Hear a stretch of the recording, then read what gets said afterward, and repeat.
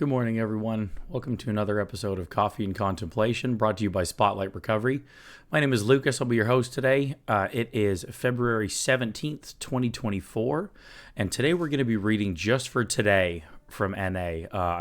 I love this reflection. It really popped out for me because it's an issue I constantly struggle with, especially being somebody in longer-term recovery and somebody who works with addicts full-time as their job.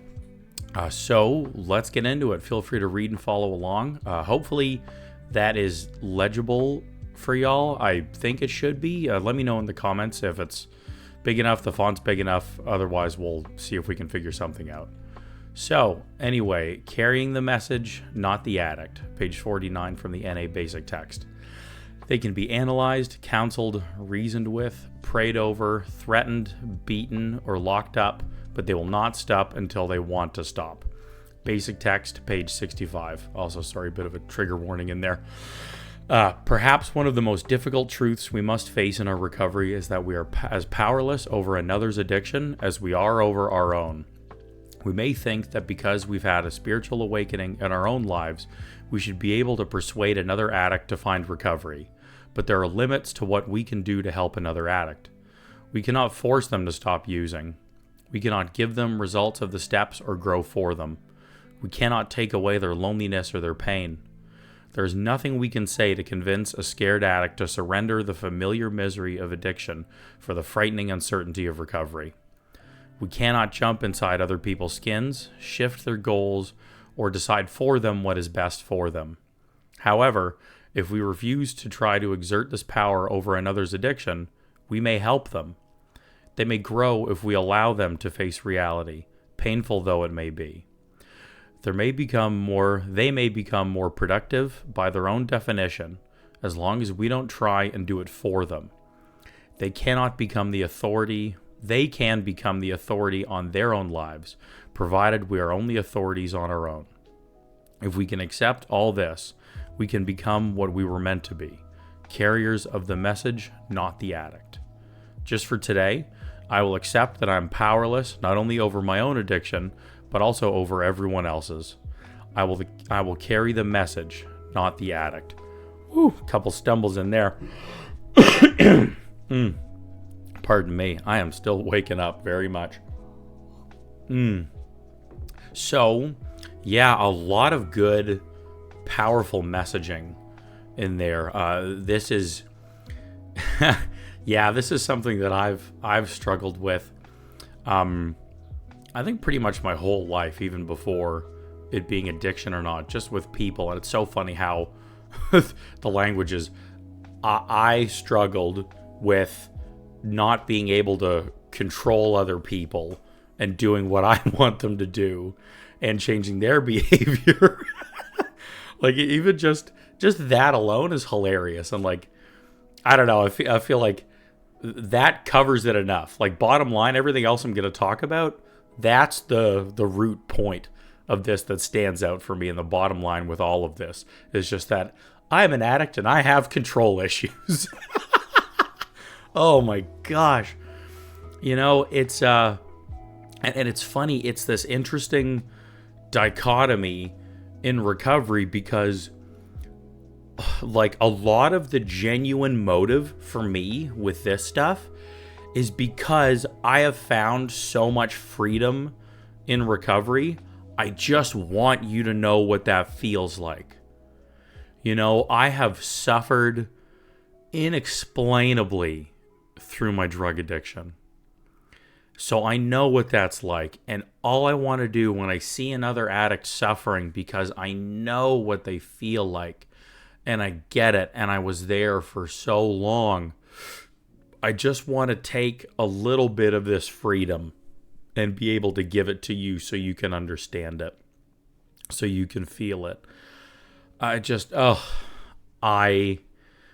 That's one of the biggest things I need to accept in recovery, and then also just like in this line of work, is just that I can't make anybody get this stuff. I can't. I can teach you everything. I can yell it at you till you're blue in the face, because that'll work.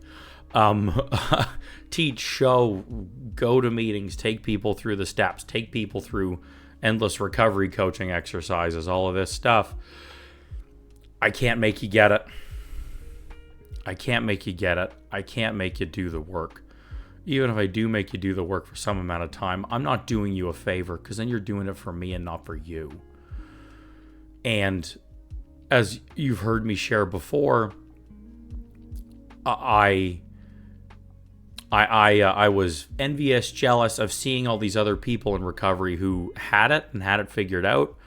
And so then I went and asked them what they did and asked for their direction and did it. You know, so none of them, and here's the funny thing, none of them were able to give me that sense of freedom. I had to go out and get it. I had to take it for myself. I had to work for it for myself. I had to get it. I had to find it. And so in meetings and treatment, aftercare was a great one for years for me. You're seeing all these other people who are getting it. You're seeing them being free. You're seeing the changes in them. And so then I'm gravitating towards them naturally and asking them how they did it and what they did and what they're doing, to then try and apply those things to my own life and see how they can work. So that's another really funny thing about this, is no one did that for me. No one was able to. I got through it, and look at the life I built in recovery now. Yet I struggle now with not being able to do that for somebody else. Like, it's, oh my, I don't know. I think that's really funny. I think that's a hilarious little thing. Pardon me. So that's really what stands out in this for me. And that last paragraph has some great language in it that really shows us directly on then the change we can make if we hope to make that impact. You know, like even just that opening line on that paragraph. However, if we refuse to try to exert this power over another's addiction, we may help them. Right? It's just like, hey, if you stop trying to tell people what to do, that may actually help. What a novel concept. Like, oh, even still there, that second sentence, right? They may grow if we allow them to face reality, painful though it may be. Like, it's, you know, there's multiple little things out of there. If we allow them. Who the fuck am I? Who am I to allow you to do anything? I'm sorry. I have no power over you. I have no control. This is not my call. It's your life. It's your life. I got no say in any of that.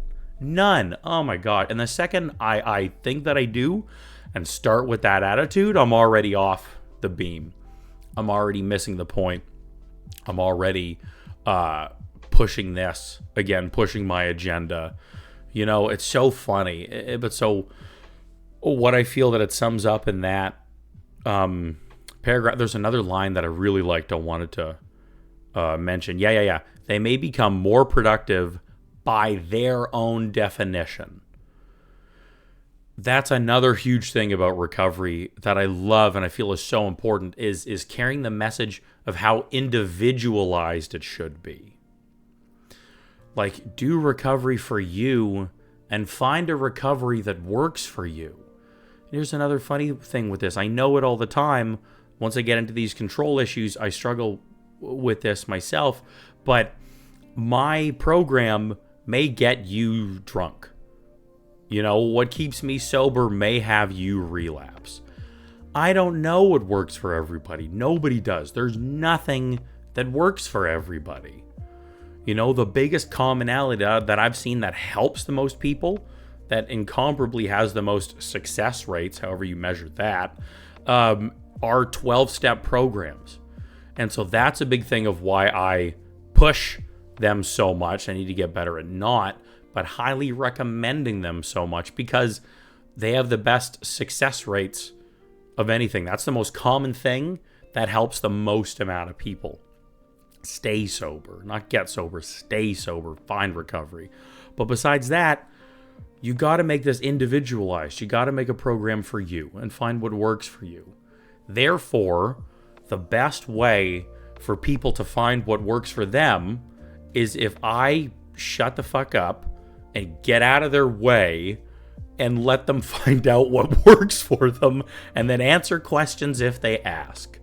You know? Oh my gosh. And it's so funny. Just, I know this, and because I have this disease, it's not going anywhere. I'll go back and forth on it every day. You know? So in this moment, I know this to be true. And this is just a really good reminder for me, especially now as I'm heading off to work. I'm going now to work in sober houses for the next couple of days. So this is a really good reminder for me to not get all judgy, preachy, do as I say, bad dad, shitty attitude, and just try to show them what a life in long-term recovery looks like. That freedom and that peace and that genuine happiness that I can get from this. And then if they want to know, they can ask. And I'm there to help or show them. And that's it.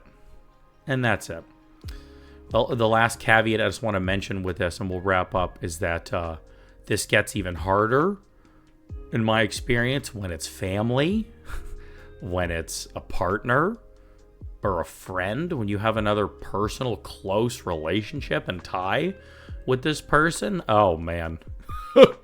That gets even worse. That gets even harder. And, like, those are amends that I'll have to live and make to family members, to ex-partners, friends, that I definitely engaged in this even more with them. Yeah, so that's the last I wanted to mention. So if you're reading this and thinking, and oh my God, it's so much harder because it's my whoever. Yeah, it is. It is. And so know that and give yourself some of that patience and grace as well. And then find ways to give you and them space, and just hope that they're getting their own supports and guidance in whatever they're doing, and just do your best to try to stay out of that way. Support and offer, but don't tell and push. Don't do what I've done. Oh my gosh. So anyway, there you go. There's our reflection today. Yeah, I really like that one. I really hope some things stood out for you in that too. Please, in the comments, let us know what stood out for you. Share on this reflection. What stood out? What are some of your challenges around this? I'd love to hear them. I think we all would. Because again, your share could really help somebody, and isn't that the whole point of this thing? Okay. Also, if you liked what you've been hearing, I offer private recovery coaching. I've got some space available right now, so I'd love to have a chat and see if maybe I can help support you on your journey. And maybe you won't want that right now after hearing me talk about these issues on telling people what to do. I'll let you decide. Just as you can see, I'm working on it. So anyway, what else? Yeah, down in the description, my contact info is there, as well as other ways you can support and get involved with the channel. And then also check out our website. We've got a lot of other free resources for you, recovery coaching videos, podcast, a network of other service providers. We're all trying to grow this. So if you like the concept, you like what you're hearing, please consider donating. Becoming a member of the channel. Get yourself some merch. Everything's down there. Every little bit really means a lot and helps us out. So please check those all out. And then all the YouTube things, like, comment, share, subscribe if you're resonating with all of this. We really appreciate it. So I hope you have a great day. Have another blessed 24, and we'll see you again tomorrow. Bye for now.